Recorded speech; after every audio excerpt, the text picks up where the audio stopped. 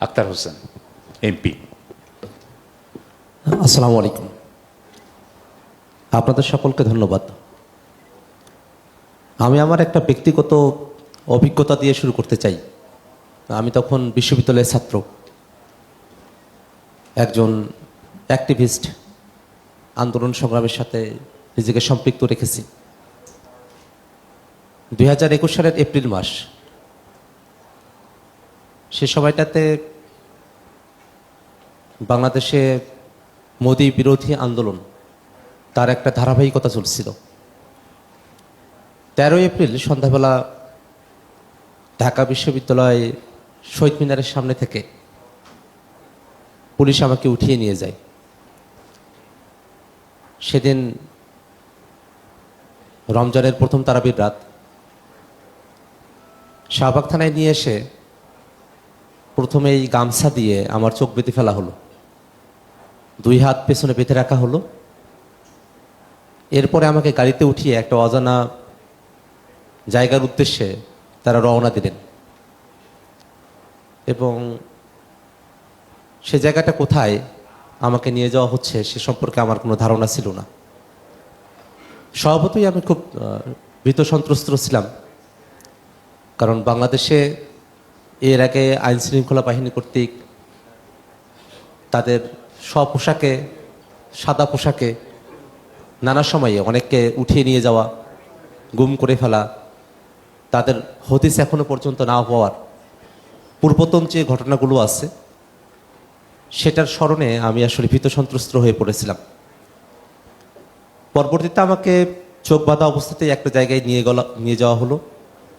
সেখানে আমার 2 হাত উঁচু করে বেঁধে চোখ বাঁধা অবস্থাতেই আমার হাঁটুতে, হাতের কনুইতে, পায়ের গোড়ালিতে, শরীরের বিভিন্ন স্থানে টর্চার করা হলো।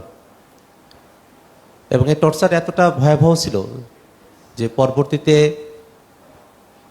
প্রাত্যহিক যে নামাজ পড়তে হয় মুসলমানদের, আমি নামাজের জন্য হাঁটু ফেলে স্বেচ্ছায় আমি যেতে পারি নাই।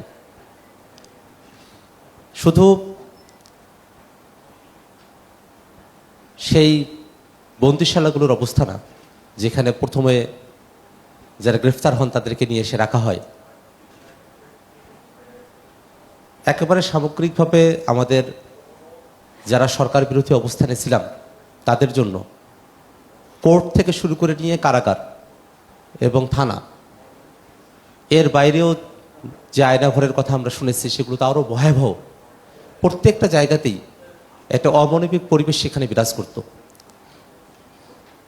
থানার গারদে, কোর্টের গারদে, সেখানে আসলে মানুষ বসে থাকার মতো অবস্থাও নেই। সেখানে খুব ভালো স্যানিটেশন ব্যবস্থা নেই, খুবই অস্বাস্থ্যকর নোংরা একটা পরিবেশে আমাদেরকে দিনরাত্রি যাপন করতে হয়েছে। আমরা যখন জেলখানায় গিয়েছি, 3বার জেলখানায় যাওয়ার অভিজ্ঞতা হলো আমার, 2021, 22 এবং 2024-এর জুলাই অভ্যুত্থানের সময়টাতে।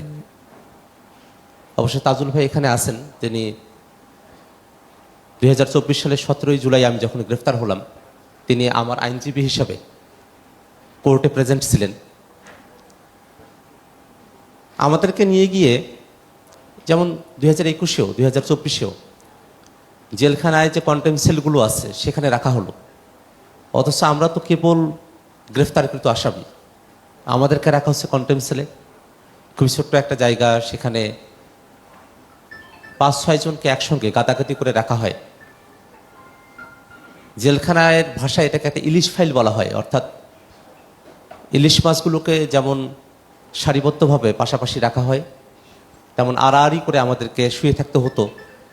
এই কারণে জেলখানায় এটাকে ইলিশ ফাইল বলা হয়। তো এই ধরনের পরিবেশ বাংলাদেশের রাষ্ট্রীয় সংস্থাগুলোকে দিয়ে টর্চার, ইনহিউম্যান বিহেভিয়ার, যত ধরনের অমানবিক পরিবেশ হতে পারে তার চর্চা বিগত আওয়ামী লীগ সরকার তারা করে গেছেন।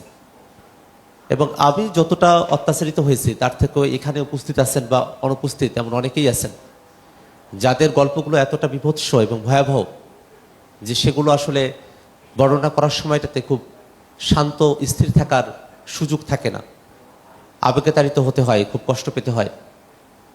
তো আমরা সেই অধ্যায়গুলো দেখেছি, যে কারণে 24-এর অভ্যুত্থানের পরে আমরা যে নতুন একটা বাংলাদেশ গড়তে চেয়েছিলাম, সেখানে রাষ্ট্রীয় বাহিনীগুলো তারা একটা জবাবদিহিতার আওতায় থাকবে, আমরা সকল ধরনের অমানবিক পরিস্থিতি থেকে আমরা মুক্তি পাব, এবং বিগত 16টা বছর ধরে বাংলাদেশের মানুষের উপরে গুম, খুন, অত্যাচার, নিপীড়ন, মানবতা বিরোধী অপরাধ এবং গণহত্যার মতো যে পরিবেশ তৈরি করা হলো, এই প্রত্যেকটা বিষয়ে আমরা বিচার পাব, এবং এই বিচারের মধ্য দিয়ে সামনের বাংলাদেশের জন্য একটা ডিটারেন্স তৈরি হবে, সেটাই আমাদের প্রত্যাশা ছিল। এবং অন্তর্বর্তীকালীন সরকার সে প্রত্যাশার সঙ্গে সাযুজ্য রেখে বাংলাদেশের এই মানবাধিকার সংক্রান্ত, বিচার বিভাগ সংক্রান্ত গুমের বিষয়গুলো নিয়ে কিছু অধ্যাদেশ, আইন তারা প্রণয়ন করেছিলেন। তারা মানবাধিকার কমিশনকে শক্তিশালী করতে, গুম প্রতিরোধ ও প্রতিকার করতে, বিচার বিভাগকে স্বাধীন করতে, বিচারক নিয়োগটা ফেয়ার করতে যে আইনগুলো তারা প্রণয়ন করেছিলেন, অত্যন্ত দুর্ভাগ্যের বিষয় যে আমাদের সাংবিধানিক বাধ্যবাধকতা অনুযায়ী সরকার, নির্বাচিত সরকার গঠন করার 30 পঞ্জিকা দিবসের মধ্যে এই আইনগুলোকে কার্যকর করার, সেগুলোকে সংসদে অ্যাপ্রুভড হওয়ার যে বাধ্যবাধকতা রয়েছে, বর্তমানে বিএনপি সরকার সে পথে হাঁটে নেই। আমরা দেখলাম যে বিচার বিভাগ সংক্রান্ত যে অধ্যাদেশগুলো, মানবাধিকার কমিশন বা গুম, প্রতিকার ও প্রতিরোধের জন্য যে অধ্যাদেশ, সেগুলোকে আসলে বাতিল করে ফেলা হলো, ল্যাপস করে ফেলা হলো, হেফাজতে নিয়ে সেটার কার্যকারিতাকে ভবিষ্যতের জন্য ক্ষুণ্ণ করা হলো। আমরা যারা সংসদে বিরোধী দলীয় এমপিরা আছি, আমরা সেই সংসদেই সরকারের এমন পদক্ষেপের আমরা বিরোধিতা করেছি। সংসদে আমরা মানবাধিকারের পক্ষে, গুম প্রতিরোধের জন্য এবং বিচার বিভাগের স্বাধীনতার জন্য আমরা জোটগতভাবেই, দলগতভাবেই আমাদের শক্ত অবস্থান আমরা তুলে ধরেছি। কিন্তু যেহেতু সরকারের সংখ্যাগরিষ্ঠতা আছে এবং আমরা সেখানে সংখ্যায় কম, সেক্ষেত্রে আমাদের কোনো বক্তব্য তারা সেখানে গ্রহণ করেনি। সরকার যেসব যুক্তি প্রদান করেছিল আমরা সেগুলো নিয়েও কথা বলেছি এবং পাল্টা যুক্তি আমরা উপস্থাপন করেছি, সেগুলো জাতির কাছে রেকর্ডেড। কিন্তু তথাপিও তারা তাদের যুক্তিগুলো খণ্ডন হয়ে যাওয়ার পরেও, অর্থাৎ তাদের যুক্তিগুলোর অসারত ধরে করার পরেও তারা নতুন করে আবার বিবেচনা করে আইনগুলো পাশ করবেন সামনের দিনে, তেমন ধরনের কথা বলে আইনগুলোকে তারা বাতিল করলেন। আমরা আসলে এই অপেক্ষায় এখন আছি যে আইনগুলোতে টেকনিক্যাল যে ত্রুটির কথা তারা বলেছেন, আমরা আসলে দেখতে চাই যে সামনের দিনে গুম প্রতিকার এবং প্রতিরোধের জন্য, মানবাধিকার কমিশনকে শক্তিশালী করার জন্য বা বিচার বিভাগকে স্বাধীন করা, বিচারকদের নিয়োগ, প্রমোশন, বদলি থেকে শুরু করে নিয়ে প্রত্যেকটা বিষয় এটা রাজনৈতিকতার ঊর্ধ্বে নিয়ে যাওয়ার জন্য বিএনপি সরকার সামনের দিনে কিভাবে আইনগুলোকে আবার সামনে নিয়ে আসবে, সে বিষয়টা নিয়ে আমরা একই সাথে আমরা আশঙ্কা এবং একই সাথে আমরা একটা সতর্ক অবস্থানে আমরা আছি। আমরা যারা বিরোধী দলীয় এমপিরা আছি, আমরা জনগণের পক্ষে এবং ইউনিভার্সালি বাংলাদেশের প্রেক্ষাপটে মানবাধিকারের যে ধারণাগুলো আছে সেগুলোকে কার্যকর করার জন্য সংসদে আমরা আমাদের বক্তব্য উপস্থাপন করব। সংসদের বাইরেও আমাদের যে সব জায়গায় কার্যপরিধি আছে সেখানে আমরা কথা বলবো এবং সামগ্রিকভাবে বাংলাদেশে গত 16টা বছর ধরে যে অত্যাচার, নির্যাতন, জুলুমগুলো হয়েছে সেগুলো বিচার সমাপান্তে এবং আগামীর বাংলাদেশে আমরা যাতে সকল ধরনের অমানবিক পরিস্থিতি থেকে এবং রাষ্ট্রীয় বাহিনীগুলোর একেবারে ডিজাইনড টর্চার থেকে আমরা এই জাতিকে মুক্ত রাখতে পারি, বাংলাদেশের মানুষের মানবাধিকার আমরা ঠিক করতে পারি এবং 24-এর অভ্যুত্থানের মধ্য দিয়ে নতুন যে বাংলাদেশ আমরা চেয়েছি এবং 71-এর স্বাধীনতার সময় যে মানবিক মর্যাদার বাংলাদেশ প্রতিষ্ঠার আকাঙ্ক্ষায় আমরা যুদ্ধে নেমে পড়েছিলাম, সেই মানবিক মর্যাদা এবং নতুনের বাংলাদেশ, সেই বাংলাদেশের জন্য আমরা কাজ করে যাব, সে আশাবাদ ব্যক্ত করে আজকে আপনারা এখানে যারা উপস্থিত হয়েছেন